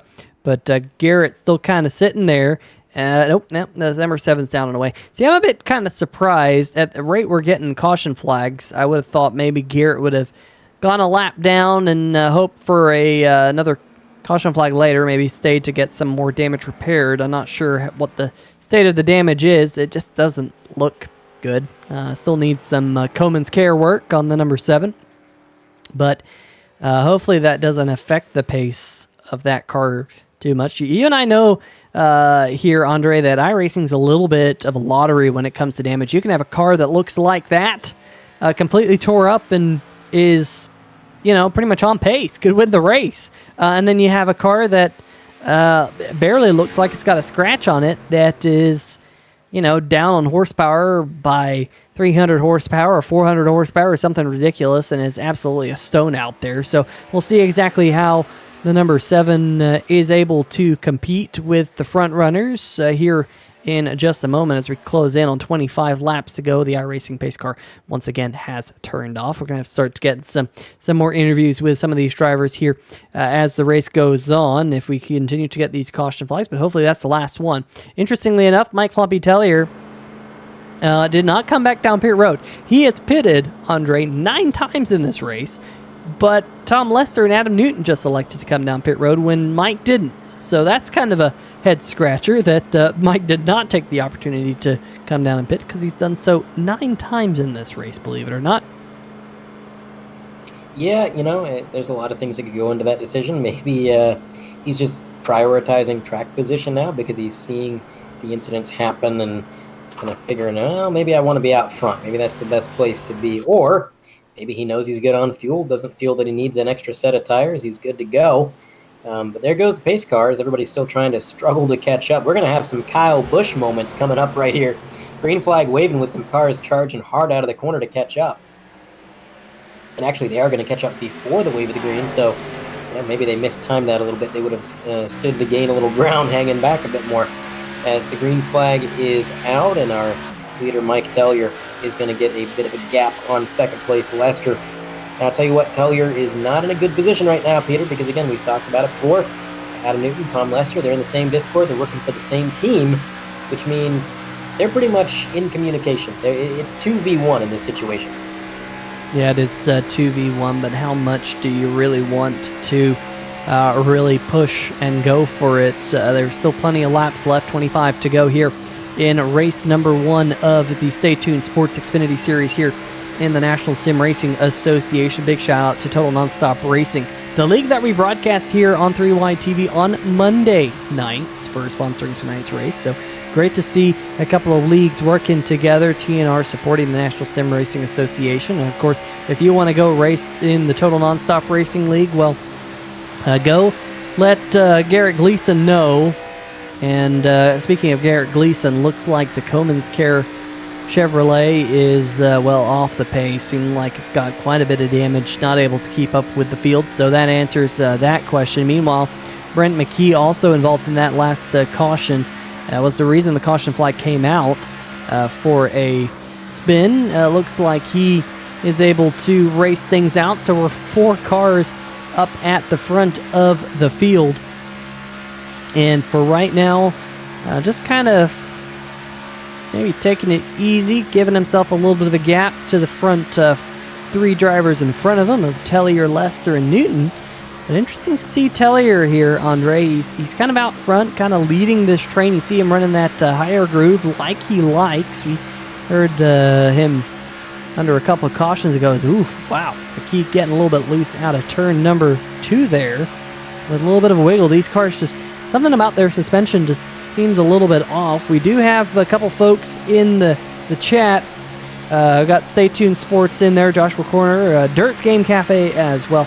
Folks, thanks for tuning in to 3Y TV here tonight. We're down to 23 laps to go, and still plenty of battles between these top 4 left to go. I'm Dirt's Game Cafe. Anyway, the high line does definitely work because this track has a lot tighter corners than you would traditionally see at a Superspeedway. And when you run the bottom, you do scrub away a little bit of momentum. If you run a little bit higher up, you maintain a bit more speed. And even if you don't have the draft help, you can run that high line just long enough to keep the lead. And when you get out of the corner, you duck back down in line. And that's exactly what Lester and Tellier have been doing. You see the 47. He's got the 4 charging hard down below. He actually may have enough of a run to make something of it here. Out of the corner, side by side, and it's going to be a drag race to the line. Yeah, I think Adam Newton actually might lead that lap with a push from the number 29 of Brent McKee. This is where we've seen McKee get in trouble here tonight with that inside groove getting a little bit loose, but this time able to keep his race car underneath him as he backs off. To get a little bit of separation from the number 4. Now McKee's in an interesting spot. He's got Eastep, who's a couple laps down behind him, but he's going to be able to get a good run to the back of the number 4. Looked like he might pull a move. No, nothing doing that time. But he backed off there, Andre, and just got that huge run. I thought he was going to duck out to kind of slingshot and try and pass for the lead, but we'll wait and see if McKee does that here as he's got Mike Floppy Tellier coming to the back tailgate. And Tellier now going to have a look underneath. Tellier doesn't really like the inside groove. In fact, I think Tellier's backing out here. Says, you know what, I'm going to fight this another time as Tom Lester able to jump to the top side in the number 48. Let's see if the 47 goes with the 48. No, not this time. I've expected Tellier to jump up there with the number 48 since he prefers that high line. But now he jumps up to the high line just like that as musical chairs here at iRacing Superspeedway. Yeah, if you look at the lap count, it's only 20 to go. Those laps are going to wind down pretty quick, so there's really not a whole lot of time to dilly-dally and just say, I'm fine running 4th. I'm fine running 5th, And plus, this lead pack, it's 4 cars. It's so easy to get a run, and it's so tempting as a driver when you get that huge run to say, you know what, I'm going to make the pass. Maybe it doesn't go anywhere. Maybe they pass me right back, but I'm not lifting. I'm just staying on the loud pedal. We're going to see what's happening, and that's what they've been doing. The 48 now to the low side of Tellier. He's going to try to take that bottom step of the podium, and he does, just barely scraping across the front bumper, giving a bit of a radiator check there down the straightaway and a little bit further behind these guys. risky step 9 laps down, trying to cling to their draft with everything he's got. He is falling a little bit further back, and single file through 3 and 4, that 4 car back down to the bottom, trying to defend against the 29. And I think if anybody can make a move on their own with no help to the lead, it's going to be that 29. He's been so aggressive tonight. I would not be surprised to see him try it. Yeah, he has been aggressive. That's for sure. Somewhat to his dismay at times, but still running at pace with the front 4, so that's good news. Now, running inside the top 4, I should add to that fact. As 18 laps to go, here comes the number 48. Looks like Tellier going to jump out with Tom Lester. Those two on the high side. Then Adam Newton and Brent McKee on the inside groove as these drivers trying to fight for a win. It's going to be interesting this season, Andre, with some of the races, as it looks like, oh, contact, as the 7 of Garrett Gleason made contact with the number 48 of Tom Lester. And let's see what happened here. The green flag is going to stay out as they spin onto pit road. Gleason was trying to stay out of the way on that outside line. Let's see what happened here. Let's slow this one down on the 3Y TV replay. Let's bring out the blimp cam. I don't think... So the 7 was off pace. Yeah, the 7 was really damaged. I don't think he was expecting the 48 to kind of go all the way up there to the top side of the racetrack. Not sure if the 7 also got tight, but I know Garrett. Very, very well, and he, I'm sure, did not mean that at all. I think he was just trying to stay out of the way, and that's a huge hit for Tom Lester, and a tough break as we're down to a front 3 as this race of attrition at iRacing Superspeedway continues on. Garrett Gleason in the number 7. Gonna try and soldier on from that, but that is a tough break. I know Garrett's going to be very disappointed about that. I commentate with Garrett alongside here on 3Y TV, and I know him well enough to say he didn't mean that at all. That just is one of those things. I think it caught him a little bit off guard, wasn't expecting it, and just kind of washed up the racetrack into the 48 of Tom Lester. So we're down to a battle up at the front of 3. Adam Newton, Andre, who was the fast car at the kind of the opening 20 or so laps. Adam Newton was untouchable. Made some contact with the outside wall at one point. I think when they went 3 wide with this car that they're actually catching up to. That's Paul Bilson there off the pace. Caught the outside wall. He's got a little bit of damage. And the 29's got a little bit of right side damage as well and rear end damage from his mishaps. And then I think Tellier is now the one driver left without any damage on that 47. Is that the commentator's curse here with 15 laps to go? It definitely could be. We've definitely handed out our fair share of commentators' curses tonight, as Jimbo unfortunately found out. But look at this IndyCar draft breaking down the straightaway, clear to that yellow line with a pretty abrupt move. But I mean, if everybody's following you, you're not really breaking much of a draft. There's only 3 cars, so I'm not sure how much benefit that's going to give. But you're right, that little bit of contact to the wall definitely made Newton a little bit more vulnerable to these guys' attacks from behind. They're able to get a little bit more momentum, and the defense seems to be a little bit more difficult to play in this 3-car show. Mike Tellier, McKee, Adam Newton, and now to the outside, look at this, the 47 maybe saying, let's see what I can do up here. Maybe start outside, duck down low, see if I can't carry a good run, but I'm going to lose a little bit of time for it. And you can see he's just kind of experimenting, trying to run different lines, see what he can find. And well, now he knows, well, that didn't work. What else can I do? Yeah, it's going to be a little bit of a game of cat and mouse as this race goes on. That's for certain.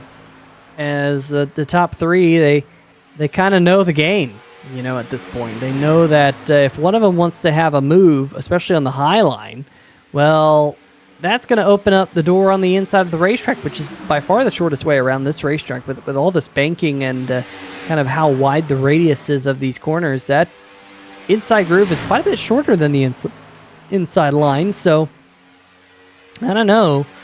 It's going to be kind of hard to make a pass on the high line. Maybe you can do a little bit of side drafting. Maybe you can get that strong run up off the corner like Tellier is doing here. Maybe you can lay back just a little bit to try and get that run. Looks like Tellier using that side draft to his advantage, but they kind of separate as they head off in towards turn number 1. He's going to have another look, another dive back to the bottom side of the racetrack. I think he's going to have to lay back maybe a little bit more, Andre, and try and get that strong run if possible. Maybe a little bit more than he is. 12 laps to go. Tellier's trying to learn something here, I think, for the final lap. He's trying to learn what is possible, what's not possible. What can I do? Can I lay back a little bit further? Can I do some side drafting? What can I do to get to the front? He's kind of testing the waters at this stage as we come to 11 laps to go this time by. Clear down to the pit road entrance. I'm sure he saw the pit road speed pop up on his screen there as he tried to get down and run that low line. But you're exactly right. He's trying to figure out what he can do on the last lap, and he is really holding his own on the high line. He's not doing that bad. And oh no! One of the top 3 is around the 29 of McKee. Backwards in the corner. Is anybody going to pass by close enough to make this a caution? Looks like the engine may be blown. Yellow flag is going to fly. Yeah, it is going to be a late race restart with just a few drivers in contention. Yeah, not sure if there was any contact with the outside wall. Let's see. This is on board. Oh, yeah. Ouch. That was some hefty contact with the outside wall. It doesn't look like a lot of damage, honestly, on the number 29. Not a whole lot more than what he had, but unfortunately, that appears to be night done for the number 29. Just caught that apron a little bit, and bam! That's a heavy hit. Engine blown. Number 29 is going to have to get a new engine. He doesn't have enough time to do it. But that puts us in a very interesting position, Andre. We're down to just 2 cars on the lead lap. Mike Tellier and Adam Newton on the lead lap. And if anything were to happen to them, well, then we might have to sit up here in the 3-wide TV booth until someone works their way back up onto the lead lap. This is kind of getting a little bit uncharted territory as McKee, we saw that right there. Looks like he's going to be able to limp it back to pit road and see if he can get some damage fixed. We do know Joshua Corner returned to the racetrack in the number 16. He's a good handful of laps down. He's 26 laps down. Then you got the number 94 of Christopher Pendell sitting 20 laps down, still running. Paul Bilson, we highlighted him, 19 laps down. Then Nathan Eastep, who, all things considered, looks like Eastep's going to get potentially get a lap back maybe under this caution. Garrett Gleason is on pit road. I think Gleason might have pulled off the racetrack after that contact with Tom Lester. Here comes Jimbo. Jimbo's coming back out there onto the racetrack as well. We had Jimbo in the 3-wide TV chat momentarily, but the Stay Tuned Sports Podcast Modified, as it is now, is coming back out there onto the track. No front bumper or a hood. Got lots of cooling for the radiator, that's for sure. But at least for right now, as looks like Tellier's coming down pit road. Different strategy for our race leaders as Newton's going to stay out. Tellier coming down. But that's a little bit of a wild one. I can't say you kind of expect this maybe at a short track, Andre, but not a super speedway like this. Yeah, it's tough, man. This track is deceptive.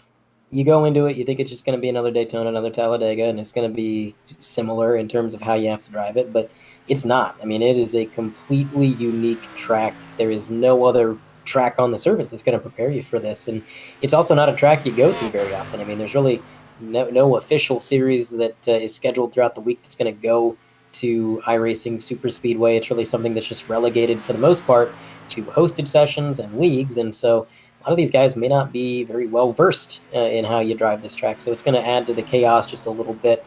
And it is definitely uncharted territory. And by the way, Peter, you done goofed. I promised Jimbo that we wouldn't mention the fact that he was coming back out on track, so that we wouldn't jinx him. But you had to go and put him on camera, didn't you, Peter? Yeah, well, I just so happened to catch that happening, so I had to say something about it, but it looks like in the chat he said that he was coming out on the racetrack for 2 laps. I'm assuming that Jimbo wants to try and get out there to maybe catch up to the back of William Ratcliffe, who had that pit road mishap that we saw a couple of cautions ago, and unfortunately I think that was night done for the number 95 as well, so maybe broke the suspension with that contact with the pit wall. and not able to get back out there onto the racetrack. So Joshua Corner has worked his way back up into ninth with his return to the track.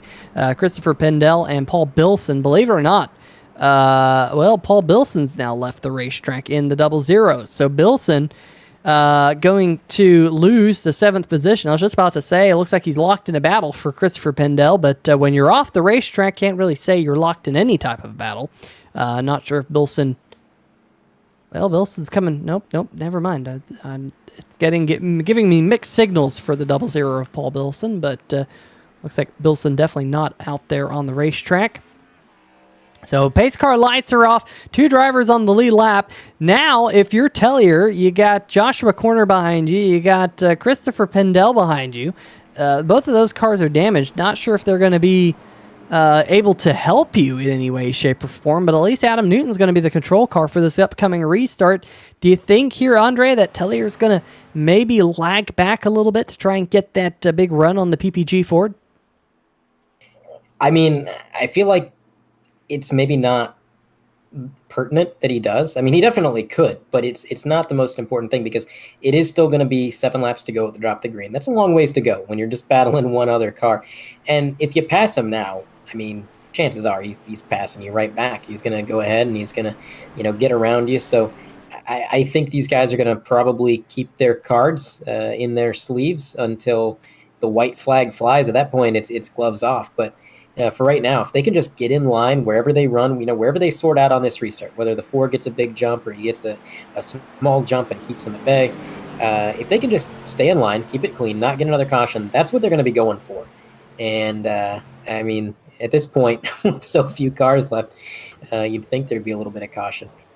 But either way, green flag is in the air.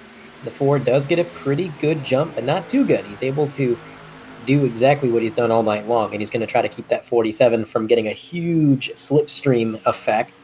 And they're going to link up bumper to bumper. Behind him, you got a bunch of cars with a whole lot of damage that are probably not going to be able to stay within their draft. So these 2 cars, this is very likely the battle for the lead. And, well, I said maybe just run wherever you sort out, but here comes Tellier on the high side. He's going to try to make a move for the lead coming down the back straightaway. And now going into the corner, again, that high side, especially on worn tires, is going to be a little bit quicker, but it doesn't matter because he's got a huge lead before they even get there. The 4 car now 6 car lengths back at minimum. That is a huge move for the 47. Yeah, Tellier gets way out front now. It is time for Adam Newton to play the chase game, try and close in on the number 47.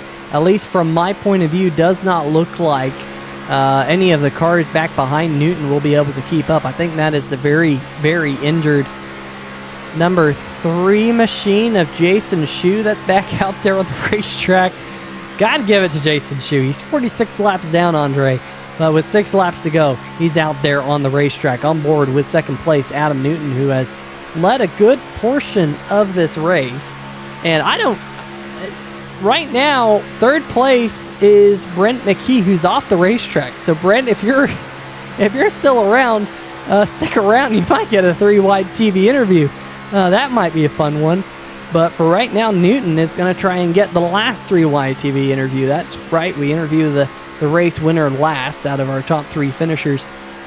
But the one thing that's interesting about this, Andre, is that we saw Tellier do all those tests. He was learning about 5 to 10 laps ago, doing some different things out there on the racetrack, kind of side drafting and figuring out how far back he needed to be. Well, now Adam Newton trying to do the same thing as Tellier, trying to break that draft all the way down the back straight.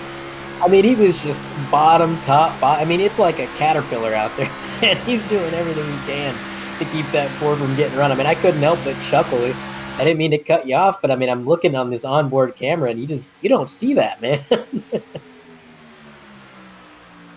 Yeah, it's typically a move that you see with like Indy cars at Indianapolis Motor Speedway when they're heading down the long straight with about 5 laps to go. But we have 4 laps to go here at iRacing Superspeedway, so it is all to play for as Tellier continues to lead at about 227 miles an hour out of turn 2. Now here comes the number 4 of Newton. Can Newton get to the inside of the racetrack? Let's get a look from the 3-wide TV blimp as they head off into turn number 3. No, The number 4 not able to do something. Now, Andre, one thing that does come to my mind is the right side damage on the number 4. That might hold him back, but doesn't look like it here, as he's going to get to the front. Tellier going to kind of do the over-under move as they head to the start-finish line. Looks like that lap, once again, led by the Canadian driver there on the inside line. As I'm looking up at my live timing and scoring, Nathan Estep is about to pass the number 29 of Brent McKee. That would be a pass for third. Nothing Brent McKee can do unless he can get back out there onto the racetrack. What an odd one, as the number 55, now third in tow, starts to close in on the front two. Will the lappers here, Andre, start to kind of play with the leaders? Will they have some effect on the outcome of the race as we come to 2 laps to go this time? I would not count out the possibility. They definitely could. If they stay in this lead pack, then whatever draft they lend in whatever lane and whoever they choose to go with is going to play a factor here. And you see the 47 doing his best to keep the 4 behind, and now the number 55 of Estep trying to get maybe one of his laps back, maybe just for bragging rights, maybe because he doesn't know how many more cautions there's going to be, but unable to take the run anywhere. And these 2 lead cars are going to try to make it to the white flag. Now remember, if we make it to the white flag, the next flag ends the race. We don't have to worry about a restart. Nobody has to fight it out anymore. It's just over. And I'm sure that these drivers are sweating behind the wheel. Trying to get there is, oh my goodness, the way the 4-car moved right there. I almost thought it was Netco, but it was just the suspension slamming down into the corner due to the G-forces. And out of turn 4, we're going to go on board with Newton as the white flag flies. Just one more circuit around this 3-mile track, 4 mile. I mean, it's a very large track. I want to say 3 miles down into the corner. What can Adam Newton do to try to strike back? Yeah, Adam Newton trying to lay back maybe just a little bit, try and get that run here down the backstretch at iRacing Superspeedway. He's really going to have to close in. Tellier going to weave? Yes, Tellier drops down to the bottom side of the racetrack. He wants that inside line as they head off towards turn number 3, as the 4 goes down there below the yellow line, going to be skirting that yellow line. They're going to be saving contact, and the 47 of Tellier is around with a hard block into turn number 3, and Adam Newton out of turn number 4 will give it to the number 4. Hard racing on the final lap, and well, that sums up tonight just perfectly. Adam Newton with contact on the final lap, no caution flag waves. He comes around to win. Mike Tellier gonna come across in second spot. Nathan Estep gonna come home in third. Holy smokes. We had to wait all the way to the end, Andre, and that, well, I gotta say, that's kind of par for the course here tonight. Let's see if we can get another look. Let's put that one in 3-wide TV slow-mo. As well, that's a lot of grandstand there down the backstretch. We'll get the 3-wide TV chopper. We got both, folks. We got a blimp and a chopper. We got the budget for days as the number 4 went down there below the yellow line. Some people might think that's interesting, but you can see Tellier was throwing a hard block. The number 4 does come back up kind of onto the racing surface. And then they go off into the corner. This is tight. Nothing really that the number 4 can do. Number 4 is down there. The number 47's down there, and they're just tight. Right? The 47 didn't give him a groove there, Andre. No. And nothing really that Tellier, I think Tellier got what he was asking for there, but I think he might have known at that point that race might have been Adam Newton's either way. But Newton comes across the line to come home and take the checkered flag. Gleason in the chat saying there might be controversy because the number 4 was below the yellow line. I don't know. We'll get one more look at that one.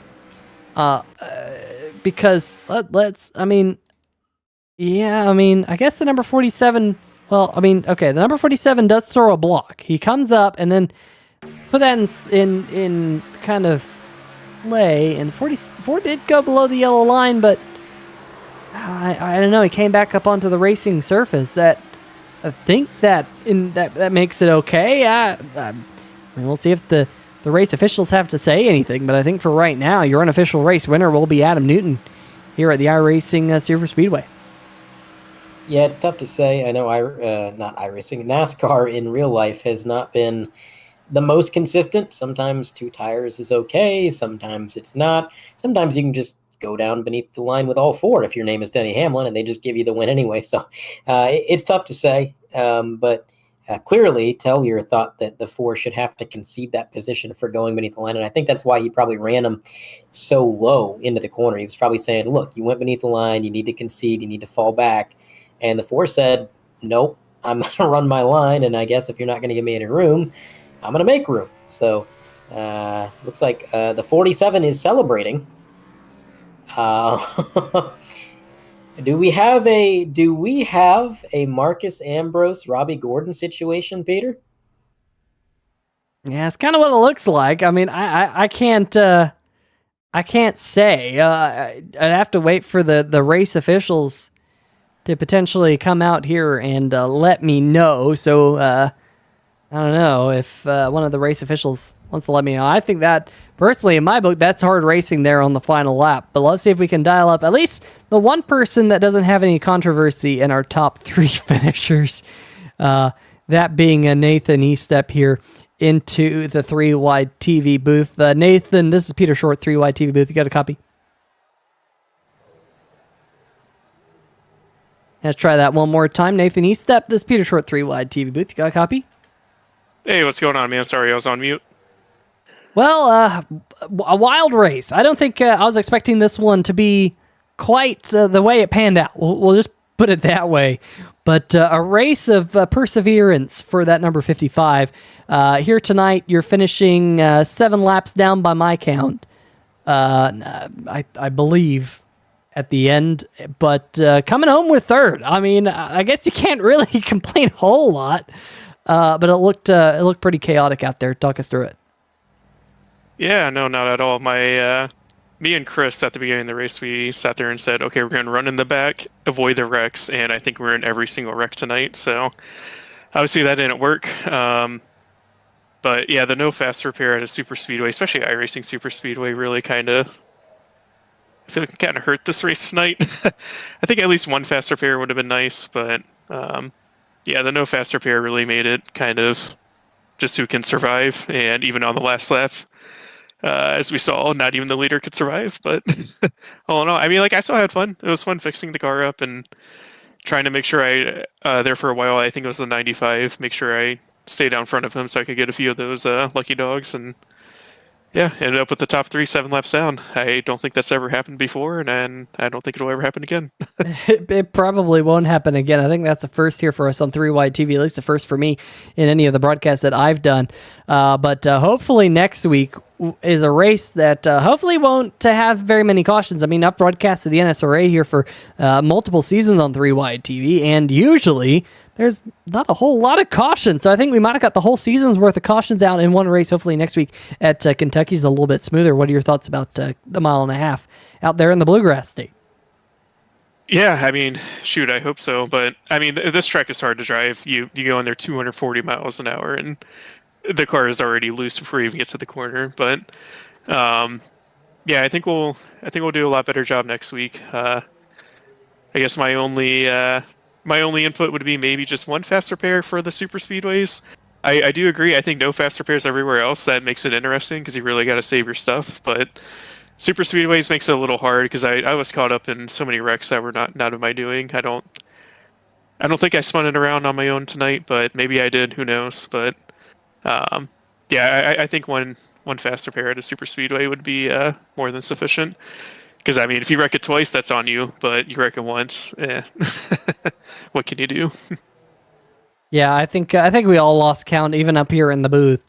So I wouldn't put that on you, Nathan. But congratulations on the 3rd place finish, nonetheless. Puts you in a good points position going forward into Kentucky next week. But before we let you go, any shout-outs you'd like to give out? Yeah, I mean, definitely for shout out, just yourself for doing the broadcast, for sticking around for everything. I know it takes a lot to do these broadcasts, and I kind of had to play it in the background during the race, and everything I heard, I mean, it was a stellar broadcast. And then also to Jim for putting on the league. I mean, we wouldn't be here without him putting like all this together. So, and I guess Chris Pendle for inviting me. I had never heard of this league until about a week ago, and he just randomly messaged me on Facebook. Is like, hey, you want to do some racing Thursday nights? I was like, sure. And here we are, 7 laps down, finishing 3rd, but I'll take it. Yeah, like I said, I mean this is definitely an odd one for NSRA. I think we had a portion of past season where I think we had 3 races in a row without a single caution, and it was like some crazy 600 laps or something of green flag racing consecutively. So this is one that we'll kind of circle and maybe forget. But nonetheless, congratulations on third, and we'll see you next week. Yeah, thank you. And again, thanks for broadcasting, man. I love watching them. I know that's what I'll be doing tomorrow. So, Well, this one definitely had me scratching my head once or twice tonight, but we'll see you next week, bud. Thank you. all right, thanks, man. All right, that's going to do it with tonight's runner-up, Nathan Eastep. And now we get a little bit of a word, might be a little bit of a heated one with Mike Floppy Teller here. Andre? Mr. Tellier, you got a copy? I do. Well, Mike, bit of a controversial end there. Obviously, on the last lap, we saw you and the number 4 of Adam Newton racing for the lead. The 4 goes beneath the line. You guys come together going into the corner, and then you both celebrated. It was shades of Robbie Gordon and Marcus Ambrose. Maybe not entirely certain who's going to be given the win. What's your perspective on that? Well, I mean, everyone's got their own opinion. Adam's saying he was below me, and then I forced him under the yellow because I didn't give him a lane. I'm pretty sure I gave him a lane, and he went below the yellow because of the left turn momentum to try and make the pass. And then obviously the rule states you can't, start a pass below the yellow line. So I don't know. This is gonna be a tough call for Jimbo. I feel bad, sort of, for making him make this big ass call for the season opener, but at the same time, it allows the league to set a precedence so that everyone knows what the standard is for what happens the next time something like this occurs. So, I mean, it is what it is. I'll take first. I'll take second. I mean, we know I'm a Robbie Gordon fan, so I was going to celebrate. Um, so shout out to Robbie. He's awesome. Garrett, I guess he's a big Robbie Gordon fan as well. Helped me all night, I guess. But yeah, so it is what it is. I'll take first. I'll take second. It was a good race, and here I am once again chit chatting in the booth. So it's a good night either way for me. Yeah, definitely a good points night, and there's not too many drivers that can really say that. It was a bit of a graveyard the night. We got a lot of DNFs, and there really wasn't that many drivers left in contention. I think the attrition, other than the controversy here at the end, I think the attrition was probably the big story of the night. I mean, what did it take to keep the car clean, and what was going through your mind when you're just seeing the cars behind you just start to drop out of the race like flies? Well, going in, I don't. The banner says Batty Shop Superspeedway Series for a reason. We ran this track a couple times in the season we just finished. And I knew coming in, you'd have to lift going into corner entry, or the car would bottom out, and then you would lose control. So with how many cars started disappearing, I'm not gonna lie, I started playing a game of how far can I make them drive into the corner. And that's why it seemed like a lot of cars would wreck behind me, wreck in front of me. I wouldn't say, causing everyone to spin, but I feel like no one quite figured out the track, and I was giggling with Garrett and Shu the whole time, like so and so is going to start spinning out because you can see them getting loose on entry, and sure enough, like a lap later or a lap and a half later, there they go spinning into the corner. So it's a tough track to start the season on, and it's a tough call to finish the season opener on. So like I said, it's a good race for me either way. I'm just glad I was here racing. Hopefully people can learn the track, maybe learn how to race with each other a little better. And like I said, if Adam gets the win, awesome. If I get the win, awesome. It's a good race for both of us, and it's a tough way to finish. Absolutely. Now, my last question for you, I don't want to take up all your time tonight, but obviously another big headline, I think, going into this race is that it's not the NSRA Stay Tuned Sports Truck Series anymore. It's the Xfinity Series. And we're in a brand new vehicle for this season. And, you were here for a lot of the truck years. You were a pretty reoccurring name, saw you every week almost. What do you think about this transition into the Xfinity Series? I mean, I'm not a fan of the Xfinity car, to be honest with you. I seem to race my worst races in these things. I don't know. They can be fun. They can be challenging. It all depends on driving style, I think, and these things just don't quite suit me very well when it comes to oval races. Understood. Well, again, congratulations on maybe second, maybe a win. Who knows? We don't. But either way, congrats on a good points day. That's a statement that'll be true either way. And hopefully we're talking to you again next week, Mike. Yeah, have a good one, guys. So Mike Tellier, you can understand where he's coming from. I mean, definitely the Ford did go beneath the line. The question is just, what is the legality of that, and what were the circumstances kind of surrounding it? And it's a tough call. But either way, I mean, definitely a unique race. And now I guess we're going to hear the other half of that. Peter Short caught up with the potential race winner, Adam Newton. Yeah, I mean, it's a lot of hard racing right there at the end. It kind of came down between the number 4 and the number 47 before the checkered flag fell, but a little bit of contact there going into turn number 3. I'm sure Adam's point of view is he got back up onto the racing surface before that pass was fully completed. But Adam, at least for right now, victory lane for you. Kind of a wild night in that number 4 machine, some contact with the outside wall off turn number 4 as well. I was curious to know how much that might have hindered that Ford, but some hard racing right there at the end. Yeah, I mean, that contact was due to a lap car that shouldn't even have been in the position he was in. And as far as the end of the race, I mean, I had a split second to make my decision. He kept coming down. My tires did hit the line. I went across the line, but if I didn't, I was going to dump them. And next time I'll know.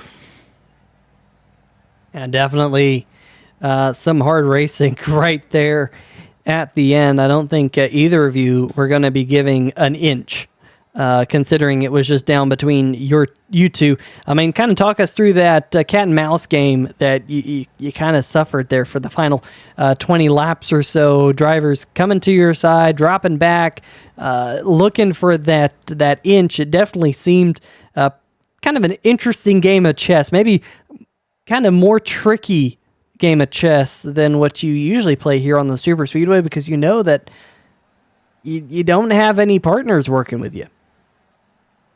Yeah, especially at the end of the race when it was just me and Mike on the lead lap. I'm not I try to race people as clean as they race me. And, I'm not one for doing the zig and zagging and, trying to block. If you got to run, why block to run? You're still going to get by me. You got more speed. And when you go to block and do stuff like that at a track like this, you get loose in the corners, and then people end up unhappy, like what's going on right now.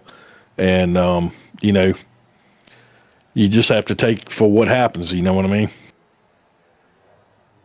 Yeah, that is for sure. It was definitely an interesting one. Don't expect it to be quite like this when we hit Kentucky Speedway next week. What are your thoughts about that mile and a half?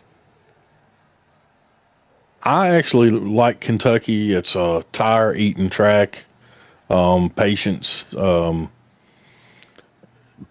to be key there if we get some green flag racing, but it really depends on, the tire fall off. If it's like what I've been seeing in the other rooms, that's going to be a really hard race just to manage by yourself. But it should be a fun race. Well, we've seen Adam Newton very, very fast on mile and a halves before here in the National Sim Racing Association Stay Tuned Sports Series. So, Adam, I'm expecting to see you move your way to the front next week to hopefully back up this strong run here tonight as well. Before we let you go, any shout-outs you'd like to hand out? Yeah, thanks for Jimbo for keeping this going on, and thank you for doing the broadcast. I didn't even know y'all were doing this and whatnot until I got in here, but it's good to see that the Jimbo's kept this going, and I'll support them as much as I can. Yeah, definitely one of the good leagues. I know a couple people might be questioning that after so many caution flags here tonight, but I think it was just down to the setup. We know you'll get back to a lot of green flag action next week, some close quarters stuff as well. So looking forward to that and everything here on Stay Tuned Sports this season. But Adam, at least for now, go celebrate the win, and we'll see you again next week, bud. Yeah, appreciate it. All right, well, that's going to do it for our post-race interviews here on 3 Wide TV. Definitely an interesting start to the season. That is for sure. You're definitely going to be looking back at this one, I think, at the end of the season. But, Andre, let's see if we can dial up some of those final race results for all of our race fans at home. Yes, sir. Let's see what we can find. Adam Newton, Mike Tellier, 1 and 2. Maybe not in that order. We'll see. Nathan Nistep, though, we know that he's third place. That's something a commentator's probably not said since about 1952 is, oh, yeah, third place was 7 laps down. Brent McKee is going to be fourth. Garrett Gleason, fifth. Tom Lester, P6. Chris Pendell, he's going to bring it back to a P7 finish. Joshua Corner, Paul Bilson, and William Ratcliffe going to round out the top 10.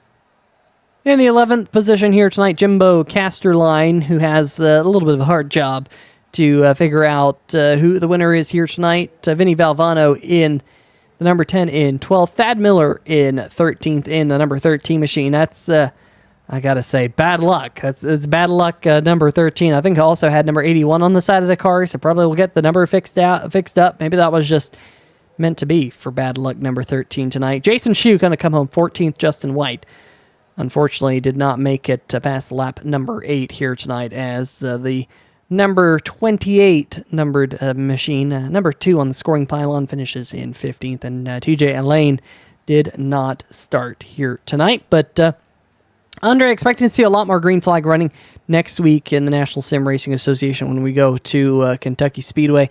It's an interesting racetrack. It's a racetrack that's gone through a reconfigurement over the past couple of years. So don't really know what to expect here with the Xfinity car, at least from the sounds of Adam Newton. He thinks tire wear is going to be key when we get there. Oh, definitely will. Kentucky's a pretty flat track. Not a whole lot of banking, so it's very easy to cook your tires. You take the corners a little bit too quick, and it's obviously a bit more of a traditional racetrack than iRacing Superspeedway, so I think these guys are going to be a little bit better equipped and a little bit more understanding with that track, which means it should be some pretty good racing. I'm definitely looking forward to it, and even though the night was pretty chaotic, it definitely put on a unique show, and I was glad to be here for that. Absolutely. I was glad to be here for it as well. But big shout out to Total Nonstop Racing League for sponsoring tonight's race here in the National Sim Racing Association. Of course, Stay Tuned Sports and Jimbo, as well as our good friends over at Harpoon Designs for sponsoring the pole award that was won by Mike Floppy Taylor, coming up just one spot short in the end. Biggest mover of the race here tonight was Nathan Estep, finishing in third for all the people keeping track at home. But for myself, Peter Short, Andre Graham Bush, and the rest of the 3 Wide TV family, folks, stay safe and all that good stuff, and we shall see ya!